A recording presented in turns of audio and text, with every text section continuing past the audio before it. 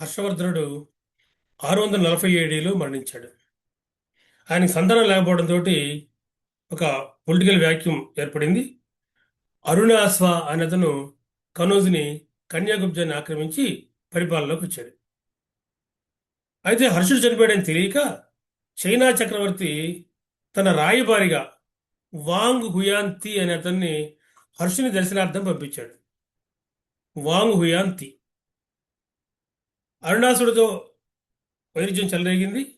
అరుణాసుడు వాంగ్ హుయాంతిని బంధించాడు. అయితే వాంగ్ హుయాంతి తప్పించుకొని పారిపోయి టిబెట్, నేపాల్, అస్సాంల ప్రాంతాలకు వెళ్ళి అక్కడి నుంచి సైన్యాన్ని సమీకరించి అరుణాసుడితో యుద్ధం చేసి అతన్ని ఓడించి బంధించి తన చైనా దేశానికి తీసుకెళ్లిపోయాడు. దాంతో ఇక్కడంతా కూడా శూన్యం ఆవహించింది. భాస్కరవర్మ హర్షవర్ధన్ యొక్క మిత్రుడు అని చెప్పాను మీకు నేను ఎదురికి. కామరూపని అస్సాంను పరిపాలించాడు. అతను కొంత భాగాన్ని ఆక్రమించాడు. బెంగాల్, బీహార్ ఈ ప్రాంతాలని ఆయన కైవసం చేసుకున్నాడు. 7th సెంచరీ ఏడీలో ఆదిత్యసేన గుప్తా అనే అతను గుప్త వంశాన్ని పునరుద్ధరించే ప్రయత్నం చేశాడు. ఒక అశ్వమేధయాగం కూడా చేశాడు.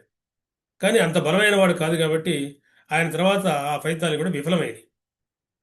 ఇటువంటి పరిస్థితులలో మాళవలో యశోవర్మ యశోవర్మ అనే అతను రాజయ్యాడు. ఈయన కనౌజ్ని ఆక్రమించి 725 నుంచి 747 దాకా పరిపాలించాడు.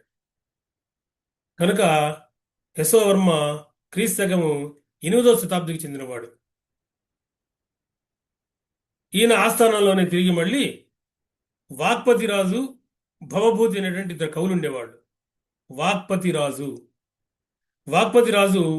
గౌడవహో లేదా గౌడవధ అనేటువంటి ఒక పుస్తకాన్ని రచించాడు. ఎగ్జామినేషన్లో చాలా సార్లు అడిగిన ప్రశ్న ఇది.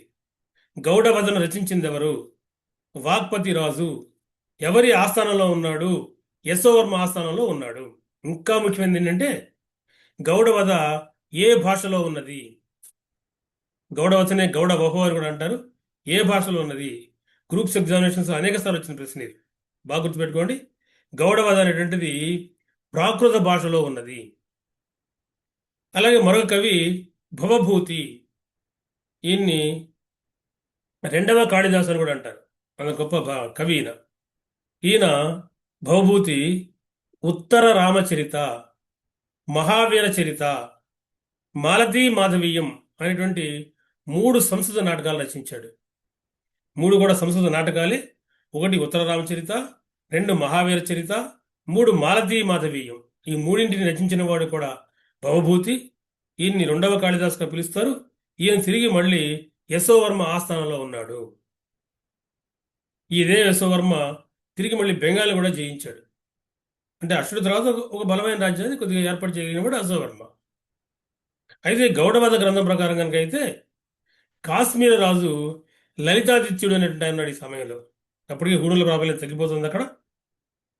ముక్తాపీడ, లలితాదిత్య ముక్తాపీడ అనేటువంటి కాశ్మీర్ పరిపాలించినటువంటి గట్టి రాజు క్రీస్తు 8వ శతాబ్దంలో. ఆ లలితాదిత్య ముక్తాపీడతోటి యశోవర్మ యుద్ధాలు చేశాడు. అందులో యశోవర్మ మరణించాడు. ఇది మనకు వాక్పతిరాజు రచించినటువంటి గౌడవధ అనే గ్రంథం నుంచి తెలుస్తుంది. కానీ ఈ రకంగా యశోవర్మ కూడా మరణించడంతో మొత్తం ఉత్తర భారతదేశంలో బలమైన రాజులు ఎవరు లేకుండా పోయారు. గట్టి ప్రభుత్వాలు లేకుండా పోయాయి. గట్టి రాజ్యవంశాలు లేకుండా పోయాయి. ఈ శూన్యంలోకి, ఈ రాజకీయ శూన్యంలోకి రాజపుత్రులు ప్రవేశించారు. దీంతో మనకి ప్రాచీన భారతదేశ చరిత్ర పూర్తయినట్లు లెక్క. తర్వాత యుగాల్లో మనం ప్రవేశిద్దాం. ప్రస్తుతానికి స్వస్తి.